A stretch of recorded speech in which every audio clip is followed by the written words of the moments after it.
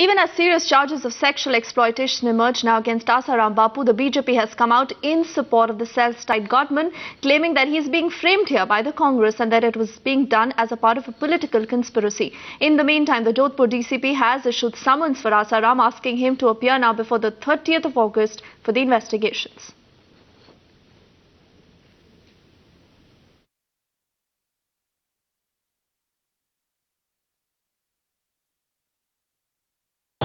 आसाराम बापू के जो आरोप लगाए गए थे पीड़ित पक्ष द्वारा लगाए गए आरोप प्रथम दृष्टया प्रमाणित होने से आसाराम बापू, उनके एक सेवादार शिवा और छिंदवाड़ा गुरुकुल में जो महिला वार्डन है शिल्पी, उन तीनों के सम्मन जारी किए गए हैं। उनको सम्मन किया है, यहाँ हमने उनको सफीना भेजा है इन्वेस्टिगेशन के लिए आने के लिए। 30 अगस्त और उससे पूर्व किसी भी समय इन्वेस्टिगेटिंग ऑफिसर के समक्ष पेश होने के लिए उनको कहा गया। मैं बोलूं कि हम मांस मच्छी खिलाते तो भी आप मेरी बात क्या कह रहे हैं? तो कैसा डालेंगे?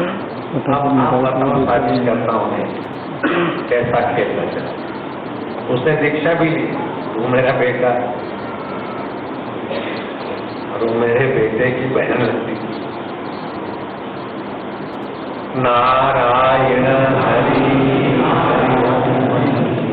नहीं, आपके हेलीकॉप्टर का भी हादसा हो रहा है और यह भी गड़बड़ी अगस्त में। और आप बापू जी एकांत इंदौर में क्यों ढूंढते? ऊपर साइड मेरे छोटे बच्चे, मैं जोधपुर में सत्संग पूरा हुआ तो जोधपुर के एकांत में था। दिल्ली सत्संग पूरा होता है तो दिल्ली के आश्रम में एकांत में होता हूँ। अहमदाबाद में सत्संग पूरा हुआ तो मैं अहमदाबाद में 2 दिन एकांत रह गया। और अब यहाँ मैं कोई अग्रिम जमानत के लिए नहीं आया। यहाँ का जलवायु मुझे अनुकूल पड़ता और मैं कई बार इंदौर में एकांत के लिए आता।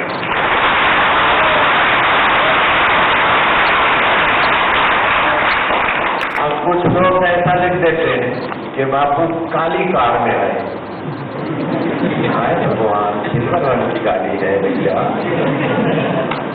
और एयरपोर्ट के पीछे के दरवाजे से आया। पीछे का दरवाजा कोई अलग से निकलने का दिखता हो तो मैं 50 लाख इनाम देता हूँ। इंदौर में ढूंढ के दिखाओ। देखिए, ये बड़ा संवेदनशील और गंभीर मामला है।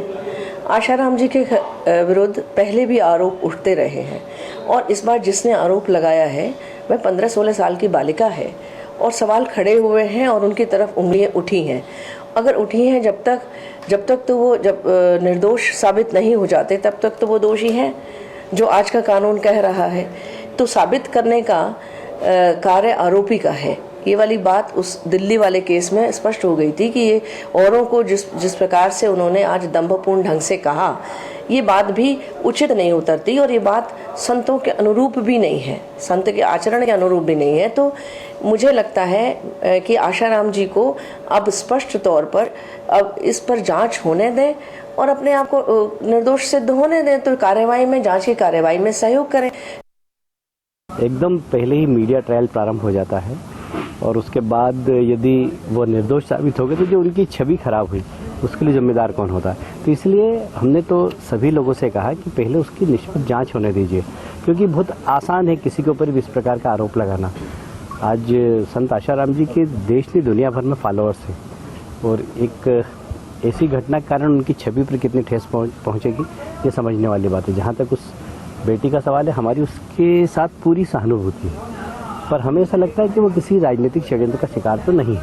यदि इसकी जांच हो जाएगी तो अच्छा रहेगा। यदि Now, there you are, all the reactions coming in on that developing story. Rakesh is also on the phone line getting us more details. Now, Rakesh, obviously, there are two very critical things here. One is, why is the Jodhpur police dragging its feet, when it comes to Asaram? And the other curious case is about the BJP jumping into all this and making this matter political. Yes, that's right. In fact, there's been a violent protest outside Vidhan Sabha this afternoon where women organizations have shouted slogans and demanded immediate arrest of Asaram Bapu. And their contention was that had it been somebody else, had it been a common man, the police would have arrested him right away. But with Asaram Bapu, the Congress government in Rajasthan seems to be giving him a very long rope. Now, first, it's been 5 days since the FIR was lodged. First, the police said that they wanted to verify the facts, check the veracity of the facts. Then they said that the charges have been corroborated. Still, they've only sent a summon to Asaram Bapu and are ready to wait for 5 days till he comes and deposes before them and tells his side of the story. So clearly the police seems to be dragging its feet and doesn't seem very serious about this complaint by a minor girl who was molested and sexually assaulted inside Asaram Bapu's ashram in Jodhpur. Now, the protests seem to be growing. Remember, Vidhan Sabha has convened this afternoon for the first time. This is the last session of Rajasthan State Assembly, and we are hoping... Absolutely. Rakesh, hold that thought. I'm just coming back to you very quickly. Let's also get a word from Abhishek, who's also joining us on the phone line. Now, Abhishek, the other question is to you. We are talking of why is the BJP jumping inside and perhaps, trying to make this matter political when the investigation is still pending in this matter. In fact, we just heard from Kailash Vijayvargiya, who happens to be a Madhya Pradesh minister, who says, in fact, who's more worried about tarnishing the image here of Asaram. Well, yes, that seems to be the case. I mean, for a change, the BJP might have, with Uma Bharti and Kailash Vijayvargiya taking a stand, be in some measure protecting Asaram Bapu. But here, so far as Gujarat government is concerned, that has not been there. The Gujarat police has been helping Jodhpur police, and to that extent, perhaps that is the reason why, in fact, that Asaram Bapu has preferred to scoot away out of Ahmedabad and Gujarat and is closeted now in Indore.